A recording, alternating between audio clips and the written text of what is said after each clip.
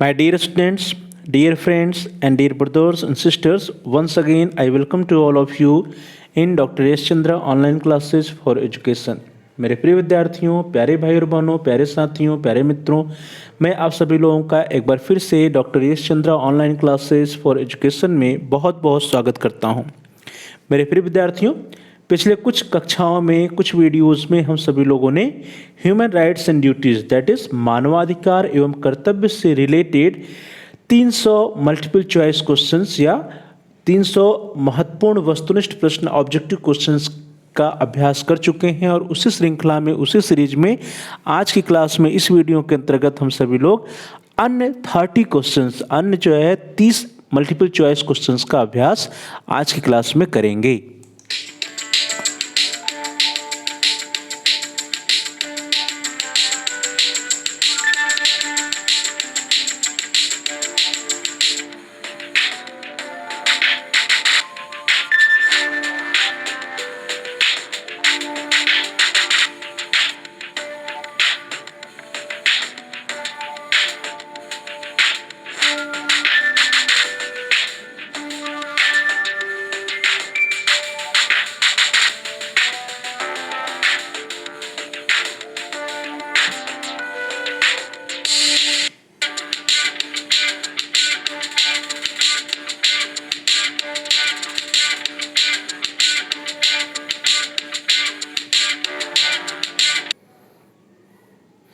चलिए प्रिय विद्यार्थियों, क्लास को स्टार्ट किया जाए। आज के लिए जो पहला प्रश्न है दैट इज क्वेश्चन नंबर 301। क्योंकि 300 प्रश्नों का अभ्यास हम लोग कर चुके हैं इसके पूर्व में, तो आज का first question number 301 is on your screen. Who is associated with the concept of enlightened anarchism, अर्थात प्रबुद्ध अराजकतावाद से कौन संबंधित है। पहला प्रश्न प्रिय विद्यार्थियों कि प्रबुद्ध अराजकतावाद से कौन संबंधित है, और आपके लिए ऑप्शंस हैं, विकल्प हैं ए गॉडविन, बी मार्क्स, सी नोजिक या डी हैक। तो क्या होगा प्रिय विद्यार्थियों, आप सभी लोगों में से जो इसका जानते हैं इसका आंसर दे सकते हैं। क्या होगा, हैक नहीं है, नोजिक नहीं है, मार्क्स नहीं है। प्रबुद्ध अराजकतावाद जो है वो गॉडविन से संबंधित है, या जिसको हम लोग इनलाइटेंड एनार्किज्म कहते हैं वो किससे संबंधित है, गॉडविन से। तो इस तरह से A option is the right option, Godwin इसका सही उत्तर है। प्रिय विद्यार्थियों, William Godwin in England was the first to develop an expression of modern anarchist thought, अर्थात विलियम गॉडविन जो थे ये जो है सबसे पहले व्यक्ति थे जिन्होंने कि मॉडर्न एनार्किस्ट थॉट्स के बारे में अपना अनुभव दिया, एक्सप्रेशन दिया। He is generally regarded as founder of the school of thought known as philosophical anarchism, इसलिए इनको जो है फिलोसफिकल एनार्किज्म का फाउंडर भी माना जाता है या कहा जाता है। चलिए आगे बढ़ते हैं। द नेक्स्ट क्वेश्चन नंबर 302, प्रश्न संख्या 302 आपकी स्क्रीन पर है कि ट्रीटी ऑफ वर्साइल्स या वर्साय की संधि कब हुई।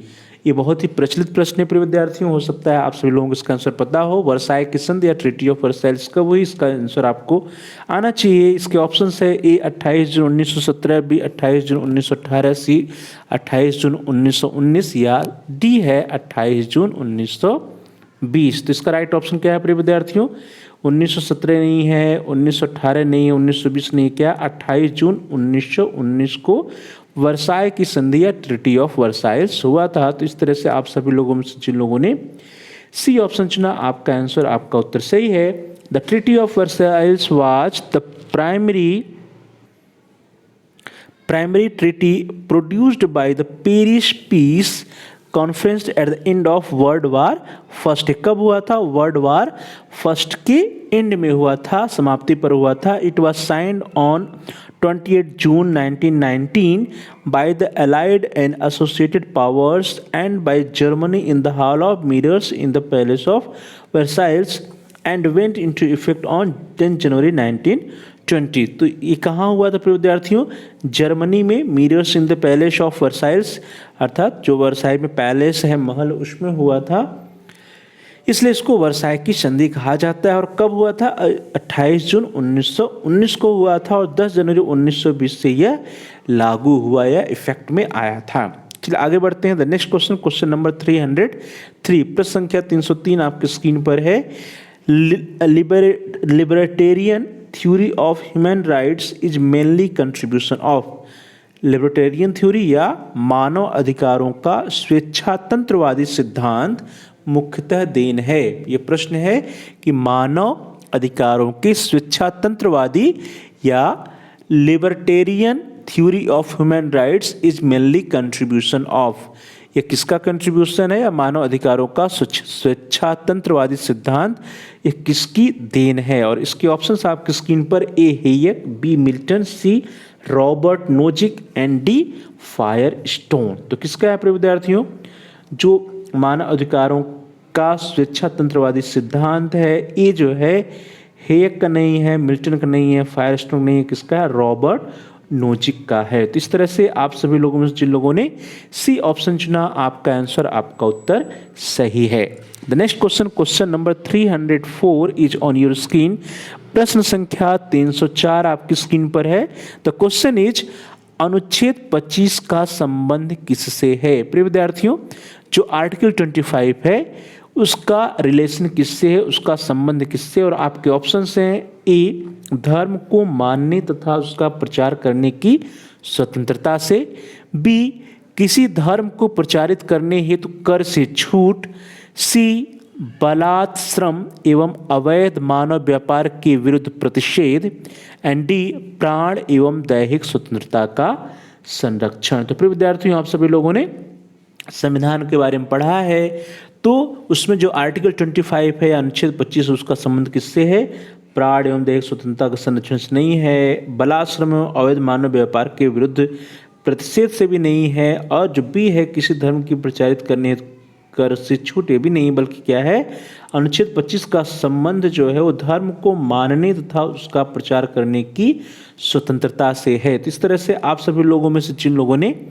ए ऑप्शन चुना, आपका आंसर सही है। अनुच्छेद 25 का संबंध धर्म को मानने तथा उसका प्रचार करने की स्वतंत्रता से है।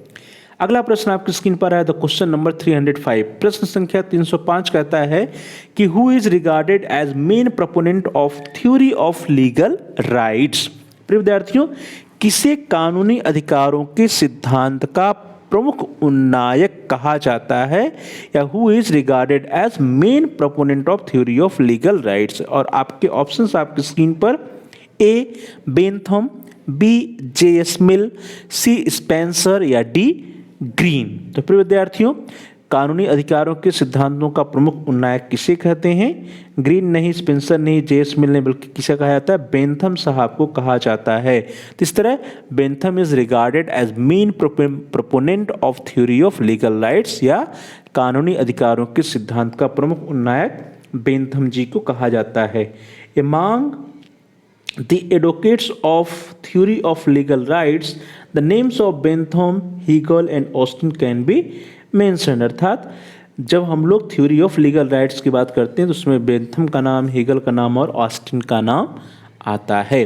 अगला प्रश्न है क्वेश्चन नंबर 306, प्रश्न संख्या 306 आपकी स्क्रीन पर है। वेरी इंपॉर्टेंट क्वेश्चन है प्रिय विद्यार्थियों। The question is when Magna Carta was published, Magna Carta की घोषणा किस वर्ष की गई थी। And your options are, A in 2000, B in 1950, C 1775 या डी 1215। अर्थात ए है 2000 में, बी 1950 में, सी 1775 में या डी 1215 में। तो प्रिय विद्यार्थी, बहुत ही महत्वपूर्ण क्वेश्चन है। मैग्ना कार्टा की घोषणा कब की गई, 2000 नहीं, 50 नहीं, 75 नहीं, बल्कि 1215 में की गई थी। इस तरह से आप सभी लोगों में से जिन लोगों ने डी ऑप्शन चुना, आपका आंसर सही है, आपका उत्तर सही है। मैग्ना कार्टा या इसी को मैग्ना कार्टा लिबरेटेटम कहा जाता है, या ग्रेट चार्टर ऑफ फ्रीडम्स या आज़ादी का महान चार्टर कहा जाता है। इंग्लैंड का यह एक कानूनी परिपत्र है जो सबसे पहले सन 1215 में जारी हुआ था। तो क्या है मैग्ना कार्टा, क्या है, इसी को मैग्ना कार्टा लिबरेटेटम कहते हैं, या इसको आज़ादी का महान charter, great charter of freedoms कहा जाता है। और यह इंग्लैंड का एक कानूनी परिपत्र है जो कि सन 1215 ईस्वी में या 1215 में जारी हुआ था। चलिए आगे बढ़ते हैं। The next question, question number 307 is on your screen. प्रश्न संख्या 307 है कि who is regarded as forerunner of structuralist theory of state. ध्यान दीजिए, स्ट्रक्चरलिस्ट थ्योरी ऑफ स्टेट का फोर रनर किसे कहा जाता है, अर्थात राज्य के संरचनावादी सिद्धांत का अग्रदूत या प्रवर्तक किसे कहा जाता है। और आपके ऑप्शंस हैं A Ferdinand de Saussure, B Althusser, C Macpherson and D Michael Oxford. तो प्रिय विद्यार्थियों, यदि आप लोगों ने पढ़ा होगा राज्य का संरचनावादी सिद्धांत या स्ट्रक्चरलिस्ट थ्योरी के बारे में पढ़ा होगा तो आपको इस क्वेश्चन का आंसर पता होगा। क्या है आंसर? ऑक्सफोर्ड नहीं, मैकफर्सन नहीं, अल्थुसजियर नहीं, बल्कि आपने फर्डिनांड द सैसुर का नाम सुना होगा। तो फर्डिनांड द सैसुर जो है उन्हीं को राज्य के संरचनावादी सिद्धांत का अग्रदूत कहा जाता है। Ferdinand de Saussure is the forerunner of modern structuralism. तो मॉडर्न स्ट्रक्चरलिज्म का फोर रनर या अग्रदूत या प्रवर्तक किसे कहते हैं? फर्डिनांड डी सैसुर को। अगला प्रश्न है द क्वेश्चन नंबर 308, प्रश्न संख्या 308 आपकी स्क्रीन पर है कि अंतर्राष्ट्रीय रेड क्रॉस समिति, जिसको हम लोग इंटरनेशनल रेड क्रॉस कमेटी भी कहते हैं, तो अंतर्राष्ट्रीय रेड क्रॉस समिति या international Committee of the Red cross, जिसको ICRC कहा जाता है, इसकी स्थापना कब हुई थी? और आपके विकल्प हैं ए सन 1800 में, बी सन 1851 में, सी सन 1865 में या डी सन 1863 में। तो प्रिय विद्यार्थियों, कब हुई थी इंटरनेशनल रेड क्रॉस कमेटी का गठन? कब हुआ था? 1800 में नहीं, 51 में नहीं, 65 में नहीं, बल्कि कब हुआ? 1863 में हुआ था। तो इस तरह से आप सभी लोगों में से जिन लोगों ने डी ऑप्शन चुना, आपका आंसर सही है। The International Committee of the Red Cross is a humanitarian organisation. यह क्या है? एक ह्यूमैनिटेरियन ऑर्गेनाइजेशन है and it was founded on 17 February 1863। ध्यान दीजिए, इसके फाउंडेशन कब हुआ, स्थापित कब हुआ? 17 फरवरी 1863 में। और इसका मुख्यालय कहाँ है? जेनेवा स्विट्जरलैंड में है। तो जेनेवा स्विट्जरलैंड में 17 फरवरी 1863 को इंटरनेशनल रेड क्रॉस कमेटी या अंतर्राष्ट्रीय रेड क्रॉस समिति की स्थापना हुई थी।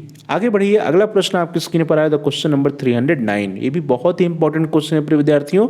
द क्वेश्चन इज निम्नलिखित में से कौन सा वाद आरक्षण से संबंधित है? रिजर्वेशन या आरक्षण से संबंधित कौन सा वाद है? और आपके ऑप्शंस हैं ए के गोपालन बनाम भारतीय संघ, बी मेनका गांधी बनाम भारतीय संघ, सी इंदिरा साहनी बनाम भारतीय संघ या डी MC मेहता बनाम भारतीय संघ। तो प्रिय विद्यार्थियों, बहुत ही प्रचलित प्रश्न है, बहुत इंपॉर्टेंट क्वेश्चन है। जो आरक्षण से रिलेटेड वाद है वो कौन सा है? गोपालन बनाम भारतीय संघ नहीं है, मेनका गांधी वाला भी नहीं है, MC मेहता भी नहीं, बल्कि कौन सा है? इंदिरा साहनी बनाम भारतीय संघ जो है यह आरक्षण के वाद से संबंधित है। इस तरह से आप सभी लोगों में से जिन लोगों ने सी ऑप्शन चुना, आपका आंसर, आपका उत्तर सही है। इंदिरा साहनी केस साल 1991 में PV नरसिम्हा राव के नेतृत्व वाले कांग्रेस सरकार ने आर्थिक आधार पर सामान्य श्रेणी के लिए 10% आरक्षण देने का आदेश जारी किया था और जिसे इंदिरा साहनी ने कोर्ट में चुनौती दिया। 1992 में सर्वोच्च न्यायालय ने अधिवक्ता इंदिरा साहनी की याचिका पर ऐतिहासिक फैसला सुनाते हुए जात आधारित आरक्षण की अधिकतम सीमा 50% तय कर दी थी। अर्थात जात से संबंधित जो आरक्षण होगा उसकी अधिकतम सीमा क्या होगी? 50% होगी। तो आरक्षण से संबंधित जो वाद है वो कौन सा है? इंदिरा साहनी बनाम भारतीय संघ वाद। चलिए आगे बढ़ते हैं। अगला प्रश्न आपकी स्क्रीन पर है द क्वेश्चन नंबर 310, प्रश्न संख्या 310, बहुत इंपॉर्टेंट क्वेश्चन है। द क्वेश्चन इज कार्यपालिका का न्यायपालिका से पृथक्करण किस अनुच्छेद में दिया है? किस आर्टिकल में दिया है कि कार्यपालिका और न्यायपालिका में पृथक्करण रहेगा?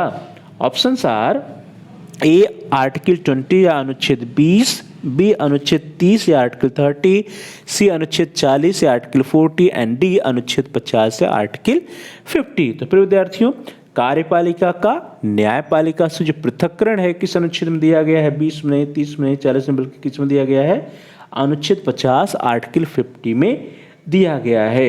अनुच्छेद 50 के अनुसार राज्य को न्यायिक स्वतंत्रता सुनिश्चित करने के लिए सार्वजनिक सेवाओं में न्यायपालिका का कार्यपालिका से अलगाव सुनिश्चित करना है और संघीय कानून बनाकर इस उद्देश्य को प्राप्त कर लिया गया है। संघीय कानून किसका आर्टिकल बनाया गया? आर्टिकल 50 या अनुच्छेद 50 में। तो इस तरह से आप सभी लोगों में से जिन लोगों ने डी ऑप्शन चुना, आपका उत्तर, आपका आंसर सही है। चलिए आगे बढ़ते हैं। अगला प्रश्न आपकी स्क्रीन पर आ रहा है, that is also a very important question. The question is who gave the concept of survival of the fittest. Survival of the fittest का नाम आप सभी लोगों ने सुना होगा। तो प्रश्न है कि who gave the concept of survival of the fittest, या योग्यतम की विजय की अवधारणा किसने प्रस्तुत की थी? प्रिय विद्यार्थियों, आपके विकल्प हैं ए स्पेंसर, बी बेंथम, सी जे.एस. मिल या डी चार्ल्स डार्विन। तो किसने किया था प्रिय विद्यार्थियों? आप सभी लोगों ने पढ़ा होगा योग्यतम की विजय या सर्वाइवल ऑफ द फिटेस्ट की अवधारणा जो है बेंथम ने, जे.एस. मिल ने, चार्ल्स डार्विन ने इसमें काम किया था, लेकिन उसने सबसे पहले प्रस्तुत नहीं किया था। तो क्या ऑप्शन होगा? स्पेंसर होगा। तो ए option is the right option. आप सभी लोगों जिन लोगों ने ए ऑप्शन चुना, आपका आंसर, आपका उत्तर सही है। Herbert Spencer 1820 to 1903 was an English philosopher who initiated a philosophy called social Darwinism. He coined the term survival of the fittest. तो किसने कॉइन किया था सर्वाइवल ऑफ द फिटेस्ट या योग्यतम की विजय की ये जो टर्म है इसको किसने दिया था? स्पेंसर साहब ने दिया था। तो he coined the term survival of the fittest 7 years before Darwin's publication of his theory of natural history, the origin of the species in 1859। अर्थात डार्विन का जो पब्लिकेशन था थ्योरी ऑफ नेचुरल हिस्ट्री, जिसमें कि सर्वाइवल ऑफ द फिटेस्ट की चर्चा है, उससे 7 साल पहले ही सर्वाइवल ऑफ द फिटेस्ट जो टर्म है इसको स्पेंसर साहब ने, हर्बर्ट स्पेंसर साहब ने दिया था। चलिए आगे बढ़ते हैं। अगला प्रश्न आपकी स्क्रीन पर, द क्वेश्चन नंबर 312 क्वेश्चन कहता है, प्रश्न संख्या 312 कहता है कि अंतर्राष्ट्रीय शांति एवं सुरक्षा की अभिवृद्धि किस अनुच्छेद में दिया गया है? अर्थात किस आर्टिकल में अंतर्राष्ट्रीय शांति अर्थात इंटरनेशनल पीस एंड प्रोटेक्शन, अंतर्राष्ट्रीय शांति एवं सुरक्षा की अभिवृद्धि के बारे में किस अनुच्छेद में वर्णन है? और इसके विकल्प हैं आपकी स्क्रीन पर, अनुच्छेद 48, अनुच्छेद 55, अनुच्छेद 51 या अनुच्छेद 60। तो किस में है प्रिय विद्यार्थियों? 48 में नहीं, 55 में नहीं, 60 में नहीं, किस में है? आर्टिकल 51 अनुच्छेद 51 में इंटरनेशनल पीस एंड प्रोटेक्शन के बारे में कहा गया है। अंतर्राष्ट्रीय शांति और सुरक्षा के अभिवृद्धि के बारे में अनुच्छेद 51 में कहा गया है। प्रिय विद्यार्थियों, according to article 51 it is the duty of the state to promote international peace and security, try its best to maintain just and honorable relations between all the nations। अर्थात जितने भी नेशंस हैं सभी के साथ क्या करना है? ऑनरेबल रिलेशंस बनाना है। Facilitate respect for international law and treaties in dealing with other organised people and encourage settlement of international disputes by arbitration. तो अनुच्छेद 51 क्या है? वो अंतर्राष्ट्रीय शांति एवं सुरक्षा या इंटरनेशनल पीस एंड प्रोटेक्शन से रिलेटेड है। चलिए आगे बढ़ते हैं। अगला प्रश्न आपकी स्क्रीन पर है, तो क्वेश्चन नंबर 313 प्रश्न संख्या 313 कहता है कि मौलिक अधिकार हैं, फंडामेंटल राइट्स की हम लोग बात करते हैं। तो फंडामेंटल राइट्स या मौलिक अधिकार है, आपके ऑप्शंस हैं ए वाद योग्य हैं, बी अवाद योग्य हैं, सी कठोर हैं या डी लचीले हैं। तो क्या होगा प्रिय विद्यार्थियों? इसके बारे में आप लोगों ने पहले भी पढ़ा होगा। जो मौलिक अधिकार है वो क्या है? मौलिक अधिकार जो होते हैं वे वाद योग्य होते हैं। तो वाद योग्य या ए जो है ये राइट ऑप्शन है, बाकी B C and D is wrong. आप सभी लोगों से जिन लोगों ने ए ऑप्शन चुना, आपका उत्तर सही है। जो मौलिक अधिकार है वह वाद योग्य होता है। प्रिय विद्यार्थियों, मौलिक अधिकार जो है वो क्या है? असीमित नहीं है, अनलिमिटेड नहीं है, लेकिन क्या है? वाद योग्य है। राज्य उन पर उचित प्रतिबंध लगा सकता है, हालांकि कारण उचित है या नहीं इसका निर्णय अदालत करती है। अर्थात जो राज्य है, राज्य सरकार है या नेशनल गवर्नमेंट है या गवर्नमेंट है, वो क्या कर सकती है? उस पर प्रतिबंध लगा सकती है, लेकिन जो प्रतिबंध लगाने का निर्णय है वो सही है या गलत है, उचित है या अनुचित, इसका निर्णय कहाँ होता है? कोर्ट में, अदालत में होता है। ये न्यायोचित हैं जब इनका उल्लंघन होता है, ए व्यक्तियों को अदालत जाने की अनुमति देते हैं। अर्थात जब फंडामेंटल राइट्स या मौलिक अधिकार का उल्लंघन होता है तो व्यक्ति कहाँ जा सकता है, कोर्ट में, अदालत में जा सकता है। इसलिए इसको कहा जा रहा है कि मौलिक अधिकार क्या होते हैं, वाद योग्य होते हैं। मौलिक अधिकारों के उल्लंघन के मामले में कोई भी पीड़ित व्यक्ति सीधे सर्वोच्च न्यायालय की शरण में जा सकता है। ध्यान दीजिए, सीधे और सीधे हम सुप्रीम कोर्ट में जा सकते हैं फंडामेंटल राइट्स या मौलिक अधिकारों का यदि उल्लंघन हो रहा हो, हनन हो रहा हो, तो ऐसे कंडीशन में व्यक्ति सीधे सुप्रीम कोर्ट में वाद कर सकता है, सुप्रीम कोर्ट में या सुप्रीम कोर्ट में जा सकता है। चलिए आगे बढ़ते हैं। अगला प्रश्न है क्वेश्चन नंबर 314। प्रश्न संख्या 314 कहता है कि गांधी जी के अनुसार ट्रस्टीशिप का अर्थ है। ट्रस्टीशिप के बारे में गांधी जी ने कहा है, उनकी फिलॉसफी जब हम पढ़ेंगे तो वहाँ ट्रस्टीशिप की चर्चा है। तो ट्रस्टीशिप का अर्थ क्या है, मीनिंग क्या है, ये प्रश्न है। और आपके ऑप्शन हैं ए राष्ट्रीयकरण, बी राज्य प्रबंध, सी श्रमिक प्रबंध या डी संपत्ति का व्यक्तिगत स्वामित्व, किसी व्यक्तिगत स्वामित्व किंतु उसका सामाजिक प्रयोग। ध्यान दीजिए, गांधी जी के अनुसार जो ट्रस्टीशिप है उसका मीनिंग क्या है, वो राष्ट्रीयकरण या नेशनलाइजेशन नहीं है, राज्य प्रबंध नहीं है, श्रमिक प्रबंध में नहीं है, बल्कि क्या है, संपत्ति का व्यक्तिगत स्वामित्व तो हो लेकिन उसका सोशल यूज हो, सामाजिक प्रयोग हो।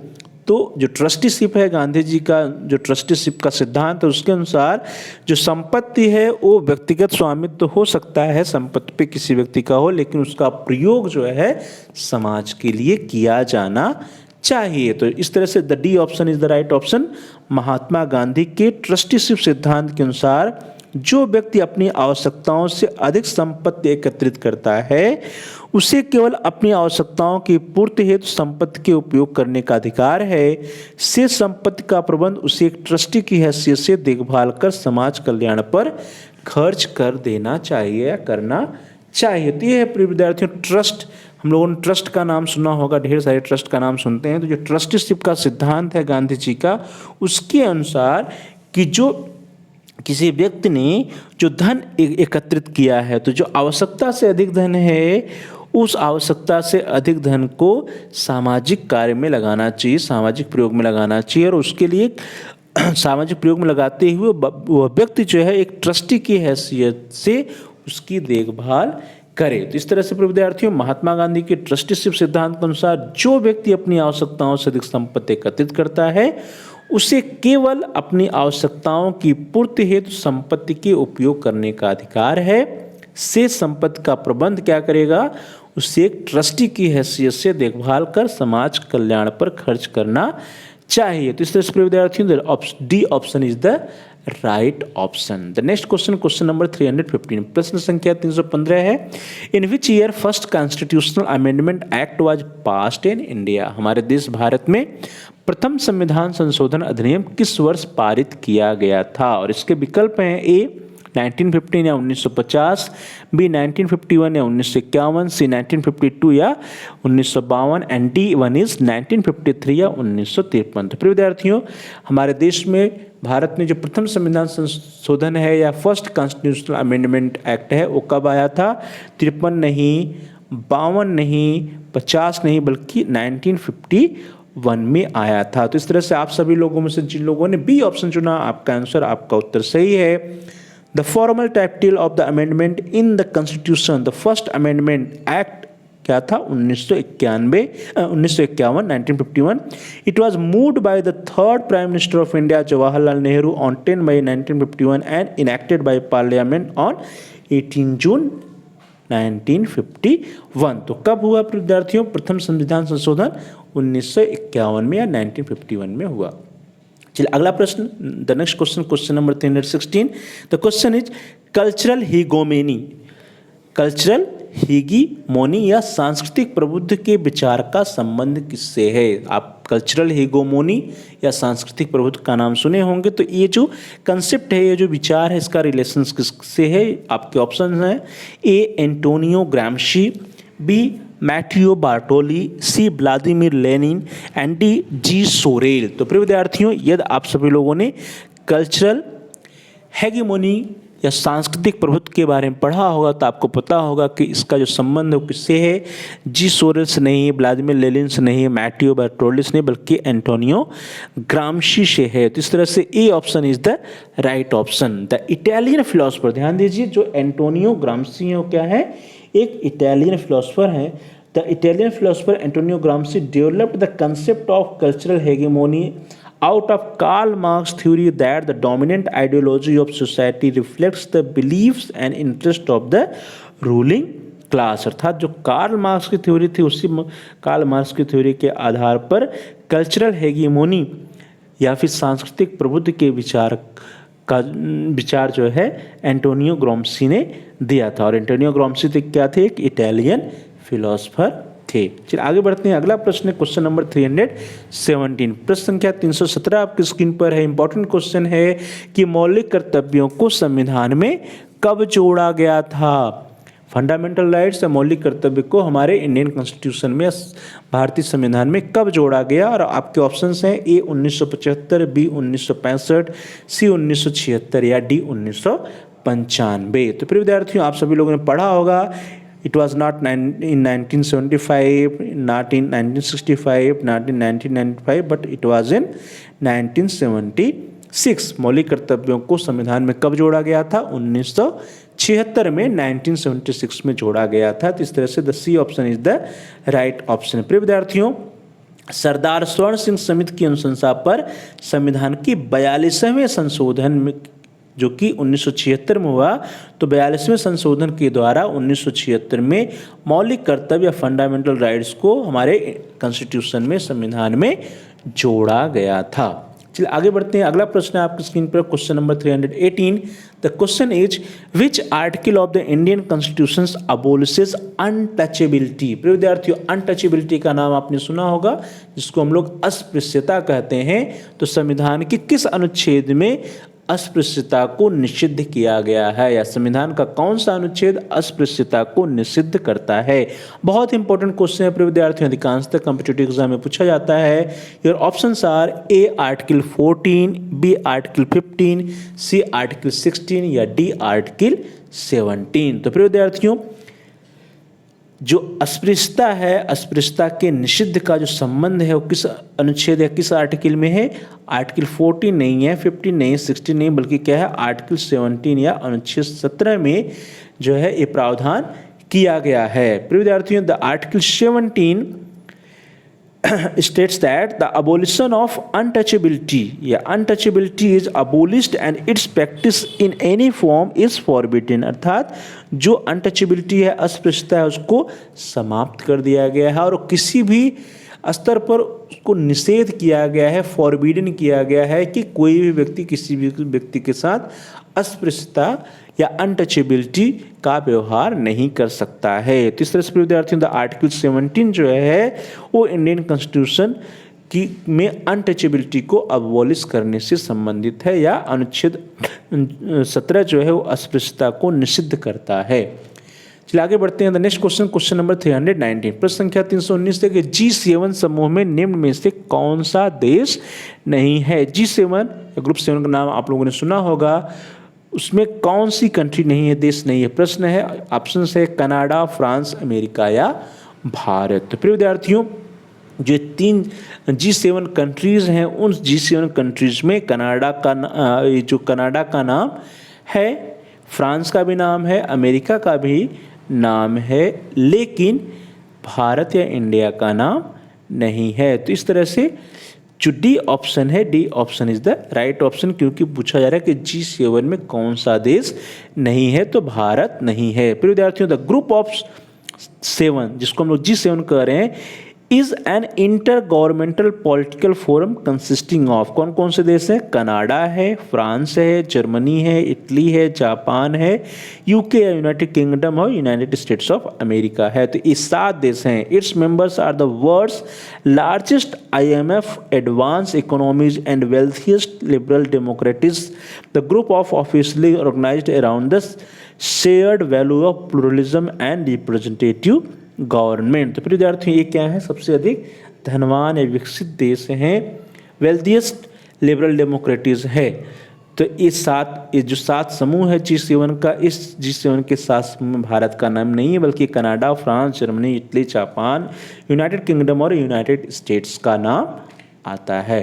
अगला प्रश्न, क्वेश्चन नंबर 320, प्रश्न संख्या 320 आपकी स्क्रीन पर, कि राष्ट्रीय मानवाधिकार आयोग का गठन किस अधिनियम के द्वारा हुआ था? अर्थात नेशनल ह्यूमन राइट्स कमीशन का जो गठन है वो किस अधिनियम के द्वारा किया गया था? और इस आपके विकल्प हैं, ए राष्ट्रीय मानवाधिकार अधिनियम 1991, बी राष्ट्रीय मानवाधिकार अधिनियम 1992, सी राष्ट्रीय मानवाधिकार अधिनियम 1993 या डी राष्ट्रीय मानवाधिकार अधिनियम 1994। तो विद्यार्थियों, नेशनल ह्यूमन राइट्स कमीशन का जो गठन हुआ था वो कब हुआ था? 1991 नहीं, 92 नहीं, 94, बल्कि 1993 में हुआ था। तो इस तरह से राष्ट्रीय मानवाधिकार अधिनियम 1993 के द्वारा NHRC का गठन या राष्ट्रीय मानवाधिकार आयोग का गठन किया गया था। किस अधिनियम के द्वारा? राष्ट्रीय मानवाधिकार अधिनियम 1993 के द्वारा। तो भारत का राष्ट्रीय मानवाधिकार आयोग या नेशनल ह्यूमन राइट्स कमीशन एक स्वायत्त विधिक संस्था है। ध्यान दीजिए, यह क्या है? एक ऑटोनॉमस बॉडी है, स्वायत्त विधिक संस्था है। इसकी स्थापना 12 अक्टूबर 1993 को हुई थी और इसकी स्थापना मानवाधिकार संरक्षण अधिनियम 1993 के तहत की गई थी। तो मानवाधिकार संरक्षण अधिनियम या मानवाधिकार अधिनियम 1993 के तहत 12 अक्टूबर 1993 को NHRC या राष्ट्रीय मानवाधिकार आयोग की स्थापना की गई थी। अगला प्रश्न है क्वेश्चन नंबर 321, प्रश्न संख्या 321 है कि from legal point of view which of the following is called a soft law? Soft law किसे कहते हैं, या कानूनी दृष्टि से निम्न में से सॉफ्ट लॉ या नरम कानून किसे कहा जाता है? नरम कानून किसे कहते हैं? और आपके विकल्प हैं, ए राइट टू एनवायरनमेंट या पर्यावरण का अधिकार, बी राइट टू डेवलपमेंट या विकास का अधिकार, सी राइट टू हेल्थ या स्वास्थ्य का अधिकार, and D right to privacy या निजता का अधिकार। तो प्रिय विद्यार्थियों, जो नरम कानून है या सॉफ्ट लॉ है वो क्या है? राइट टू एनवायरनमेंट नहीं है, राइट टू हेल्थ नहीं है, राइट टू प्राइवेसी नहीं, बल्कि राइट टू डेवलपमेंट जो है या विकास का जो अधिकार है, इसको हम लोग नरम कानून कहते हैं। क्या होता है नरम कानून या सॉफ्ट लॉ और हार्ड लॉ? तो फिर विद्यार्थियों, हार्ड लॉ क्या है? These are the binding legal laws, these laws give binding responsibilities on states और इंस्टीट्यूशंस और इंडिविजुअल्स। जबकि जो सॉफ्ट लॉ है, these are significant but non binding laws. अर्थात जो हार्ड लॉ है वो सब बाइंडिंग लॉज होते हैं, जबकि सॉफ्ट लॉ जो होते हैं वो बाइंडिंग लॉज नहीं है। Right to development is soft law from legal point of view. इसीलिए जो है राइट टू डेवलपमेंट जो है या विकास का जो अधिकार है वो जो है एक सॉफ्ट लॉ है, क्योंकि यह नॉन बाइंडिंग लॉज है। तो इस तरह से विद्यार्थियों, आप सभी लोगों में से जिन लोगों ने बी ऑप्शन चुना, आपका आंसर, आपका उत्तर सही है। नेक्स्ट क्वेश्चन, क्वेश्चन नंबर 322, प्रश्न संख्या 322 है, निम्न सम्मेलनों में से किसमें मानवाधिकार के प्रति एशियाई मूल्य उपागम को जोरदार रूप से व्यक्त किया गया था? बहुत इंपॉर्टेंट क्वेश्चन है विद्यार्थियों।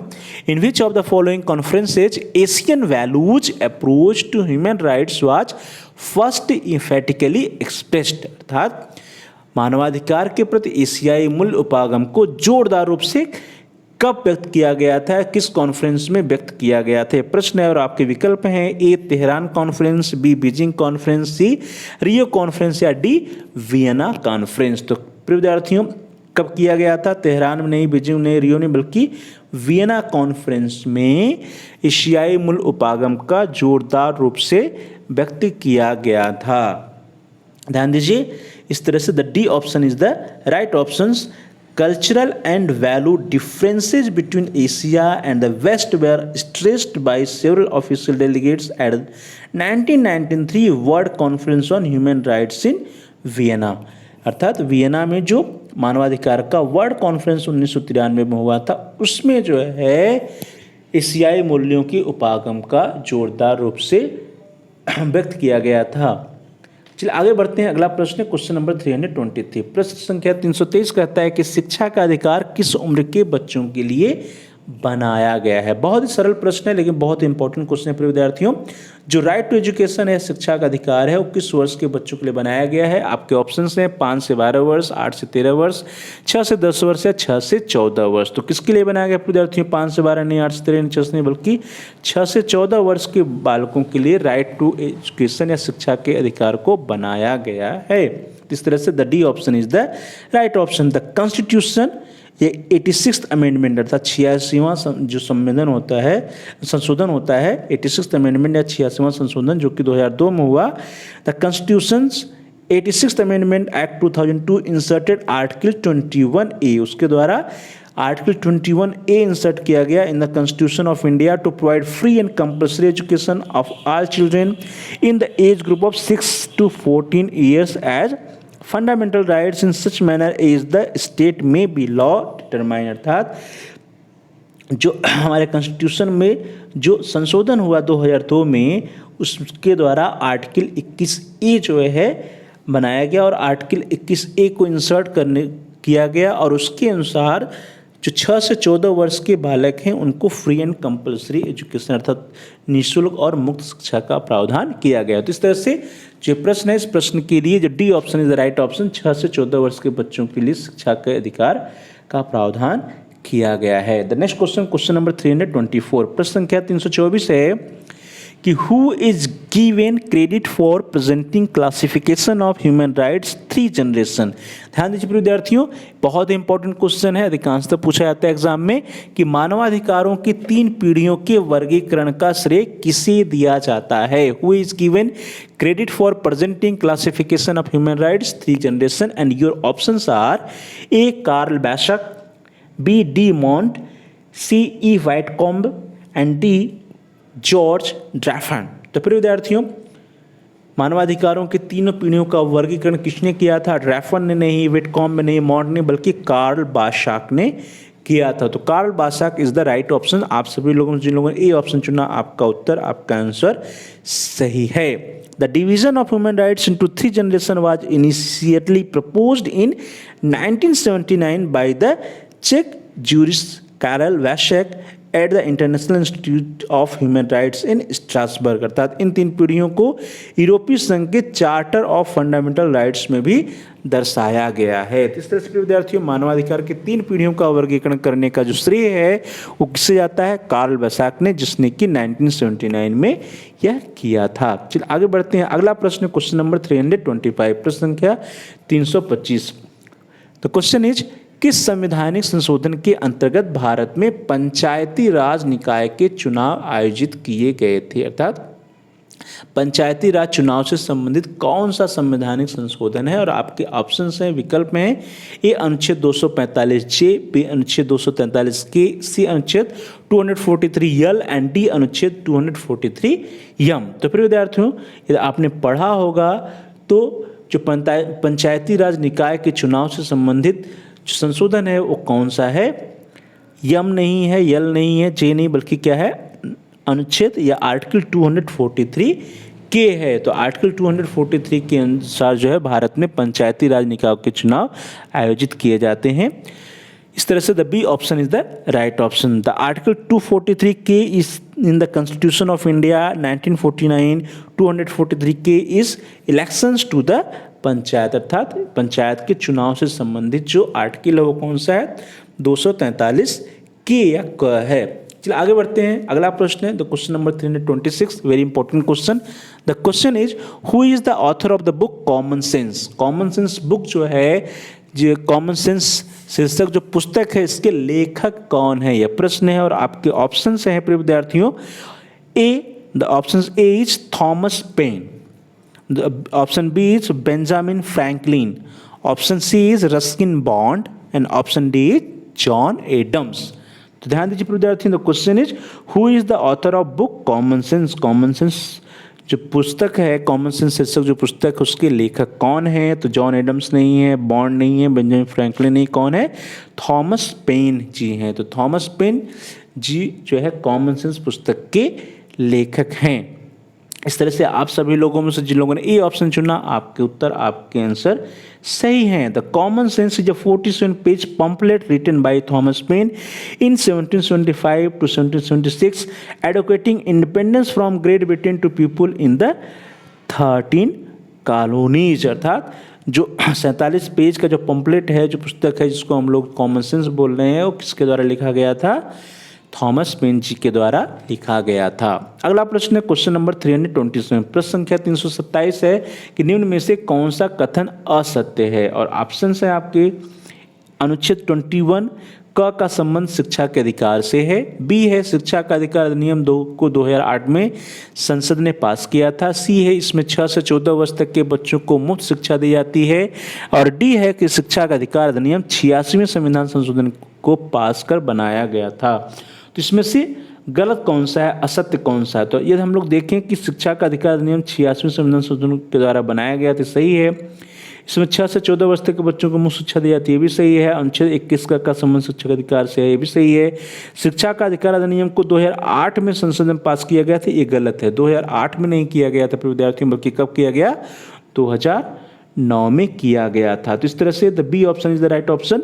अगस्त 2009 में, ध्यान दीजिए, अगस्त 2009 में भारत के संसद से निःशुल्क एवं अनिवार्य शिक्षा का अधिकार एक्ट पारित किया गया था। तो कब पारित किया गया था? अगस्त 2009 में। अगला प्रश्न है विद्यार्थियों, question number 328। The question is national human rights commission presents its report. राष्ट्रीय मानवाधिकार अपना प्रतिवेदन कब प्रस्तुत करता है? वेरी इंपॉर्टेंट क्वेश्चन है विद्यार्थियों, एग्जाम में पूछे जाता है सवाल कि राष्ट्रीय मानवाधिकार आयोग अपना जो प्रतिवेदन है वो कब प्रस्तुत करता है। इसके ऑप्शंस हैं आपके ए एनुअली, बी 6 मंथली, सी 3 मंथली या डी एवरी मंथ। तो कब प्रस्तुत करता है विद्यार्थियों? राष्ट्रीय मानवाधिकार आयोग अपना प्रतिवेदन जो है वो हर माह नहीं करता, हर तिमाही नहीं करता, हर छमाही नहीं, बल्कि कब करता है? एनुअली करता है, वार्षिक रूप से करता है। तो इस तरह से आप सभी लोगों में से जिन लोगों ने ये ऑप्शन चुना, आपका आंसर सही है। राष्ट्रीय मानवाधिकार आयोग अपना प्रतिवेदन वार्षिक रूप से प्रस्तुत करता है। अगला प्रश्न है the question number 329। The question is निःशुल्क व अनिवार्य शिक्षा का अधिकार कानून पूरे देश में कब लागू हुआ? बहुत इंपॉर्टेंट क्वेश्चन है विद्यार्थियों की जो फ्री एंड कंपल्सरी एजुकेशन है, निःशुल्क एवं अनिवार्य शिक्षा का अधिकार है, हमारे देश में कानून के रूप में कब लागू हुआ? और आपके ऑप्शन हैं ए 1 जुलाई 2010 को, बी 1 मई 2010 को, सी 1 अप्रैल 2010 को या डी 1 अप्रैल 2009 को। तो प्रिय विद्यार्थियों, आप सब लोगों ने पढ़ा होगा निःशुल्क यानी अनिवार्य शिक्षा का अधिकार पूरे देश में कब लागू हुआ था? 1 जुलाई 2010 नहीं, मई 2010 नहीं, अप्रैल 2009 नहीं, बल्कि 1 अप्रैल 2010 को लागू हुआ था। तो इस तरह से C option is the right option. आप सभी लोगों में से जिन लोगों ने सी ऑप्शन चुना, आपका उत्तर सही है। 1 अप्रैल 2010 को निःशुल्क व अनिवार्य शिक्षा का अधिकार कानून पूरे देश में लागू किया गया। अनुच्छेद 21 का और आरटीई अधिनियम जो है कब लागू हुआ? 1 अप्रैल 2010 को लागू हुआ। आरटीई अधिनियम के शीर्षक में निःशुल्क और अनिवार्य शब्द सम्मिलित है। जो निःशुल्क शब्द है या निःशुल्क शिक्षा से क्या अभिप्राय है? इसका तात्पर्य यह है कि किसी बच्चे को जिसको उसके माता पिता द्वारा स्कूल में दाखिल किया गया हो को छोड़कर कोई बच्चा जो उचित सरकार द्वारा समर्थित नहीं है, किसी किस्म की फीस या प्रभार या व्यय जो प्रारंभिक शिक्षा जारी रखने और पूरा करने से उसे रोके अदा करने के लिए उत्तरदायी नहीं होगा। अर्थात जो प्राइमरी एजुकेशन है 6 से 14 वर्ष की शिक्षा, उसको लेने के लिए उसको किसी प्रकार का कोई फीस देने के लिए वह बाध्य नहीं होगा। इसीलिए वर्तमान समय में गवर्नमेंट स्कूल्स में आप देख सकते हैं कि 6 से 14 वर्ष के बच्चों को फ्री एंड कंपलसरी एजुकेशन दिया जाता है। अब कंपलसरी एजुकेशन या अनिवार्य शिक्षा से क्या अभिप्राय है? अनिवार्य शिक्षा उचित सरकार और स्थानीय प्राधिकारियों पर 6 से 14 वर्ष आयु समूह के सभी बच्चों का प्रवेश, उपस्थिति और प्रारंभिक शिक्षा को पूरा करने का प्रावधान करने और सुनिश्चित करने की बाध्यता रखता है। अर्थात फ्री एजुकेशन है, किसी प्रकार कोई शुल्क नहीं देना है, उसके लिए कोई उत्तरदायी नहीं होगा बालक शुल्क देने के लिए, गवर्नमेंट स्कूल्स में फ्री में पढ़ सकता है। और अनिवार्य शिक्षा से अभिप्राय है कि 6 से 14 आयु समूह के जितने भी बच्चे हैं उन सभी का रजिस्ट्रेशन होना चाहिए, उन सभी का प्रवेश होना चाहिए, उनकी उपस्थिति और प्रारंभिक शिक्षा का प्रावधान करना अनिवार्य है। तो यह है निःशुल्क एवं अनिवार्य शिक्षा जो कि 1 अप्रैल 2010 को लागू हुआ। चलिए आगे बढ़ते हैं। अगला प्रश्न क्वेश्चन नंबर 330, बहुत इंपॉर्टेंट क्वेश्चन है प्रिय विद्यार्थियों। द क्वेश्चन इज माननीय प्रधानमंत्री नरेंद्र मोदी की अगुवाई में कैबिनेट की बैठक में नई शिक्षा नीति को मंजूरी कब दी गई? बहुत ही रिसेंट क्वेश्चन है, अधिकांशतः एग्जाम में पूछा जा सकता है कि जो न्यू एजुकेशन पॉलिसी 2020 है, नई शिक्षा नीति 2020 है, उसको मंजूरी कब दी गई थी? इसके ऑप्शंस हैं 30 जुलाई 2020, 29 जुलाई 2020, 31 जुलाई 2020 या 28 जुलाई 2020। तो कब दी गई थी प्रिय विद्यार्थियों? 30 को नहीं, 31 को नहीं, 28 नहीं, बल्कि 29 जुलाई 2020 को हमारे देश की जो राष्ट्रीय शिक्षा नीति है, राष्ट्रीय शिक्षा नीति 2020 से है, उसको माननीय प्रधानमंत्री नरेंद्र मोदी की अगुवाई में कैबिनेट की बैठक में मंजूरी दी गई थी। कब दी गई? 29 जुलाई 2020 को। इस डेट को हमेशा आप सभी लोग याद रखिएगा। 29 जुलाई 2020 को माननीय प्रधानमंत्री नरेंद्र मोदी की अगुवाई में कैबिनेट की बैठक में नई शिक्षा नीति को मंजूरी दी गई। तो प्रिय विद्यार्थियों, इस तरह से हम सभी लोगों ने आज की क्लास में इस वीडियो के द्वारा 30 important multiple choice questions on human rights, मानवाधिकार एवं कर्तव्य से संबंधित 30 महत्वपूर्ण प्रश्नों का चर्चा किया, महत्वपूर्ण प्रश्नों के बारे में अभ्यास किया। आगे की क्लास में हम सभी लोग कुछ और प्रश्नों का अभ्यास करेंगे। आप सभी लोगों का बहुत बहुत धन्यवाद। Thanks to all of you. Thanks for watching. Please like, share and comment on the video. प्रिय विद्यार्थियों, प्यारे भाई और बहनों, प्यारे साथियों, आप सभी लोग इस वीडियो को लाइक करिए और इस वीडियो को अधिक से अधिक अपने फ्रेंड सर्किल में, दोस्तों के साथ, मित्रों के साथ, सहपाठियों के साथ शेयर करिए, जिससे कि वे भी इस वीडियो का लाभ उठा सकें, उनका भी अध्ययन कार्य सुचारू रूप से आगे बढ़ सके। और साथ ही साथ आप इस वीडियो पे कमेंट्स भी कर सकते हैं। कमेंट्स के द्वारा यदि आपका कोई बहुमूल्य सुझाव है या कोई प्रश्न है या कोई समस्या है, उसको आप हम तक पहुंचा सकते हैं। हम आपके प्रश्नों का उत्तर देने का प्रयास करेंगे, आपकी समस्याओं का समाधान करने का प्रयास करेंगे और साथ ही साथ जो भी आपके वैल्यूएबल सजेशंस आएंगे, उन सुझावों पर अनुपालन भी करने का प्रयास करेंगे। तो please like, share and comment on the video. Also subscribe the channel. आप सभी प्यारे भाई और बहनों में से, प्रिय विद्यार्थियों, प्रिय साथियों में से जिन लोगों ने अभी तक चैनल को सब्सक्राइब नहीं किया है, कृपया आप चैनल को सब्सक्राइब कर लीजिए, जिससे कि आप अपने कोर्स से रिलेटेड सभी एजुकेशनल वीडियोज को आसानी से प्लेलिस्ट में जाकर के सर्च कर पाएँ, आसानी से प्लेलिस्ट में जाकर खोज पाएँ, उसको देख पाएँ। इसके लिए ज़रूरी है कि आप चैनल को सब्सक्राइब कीजिए और जहां सब्सक्राइब लिखा है उसके बगल में एक बेल का आइकन है, घंटी का आकार बना होगा, वो लाल होगा, उसको प्रेस करिए। उसको दबाने पर कुछ विकल्प आते हैं, ऑप्शंस आते हैं, उन ऑप्शंस में से आप आल के ऑप्शन को सेलेक्ट कर लीजिए। इससे यह होगा कि आपके कोर्स से रिलेटेड जितने भी नए एजुकेशनल वीडियोस आएंगे, उसकी सूचना, उसके नोटिफिकेशंस आपको समय से मिल जाएंगे और आपका कोई भी वीडियो मिस नहीं होगा। तो प्यारे भाई और बहनों, प्रिय विद्यार्थियों, प्रिय साथियों, thanks for watching. Thanks to all of you. Please like, share and comment on the video. Also subscribe the channel and press the bell icon all. आप सभी लोगों का बहुत बहुत धन्यवाद। Thanks to all of you.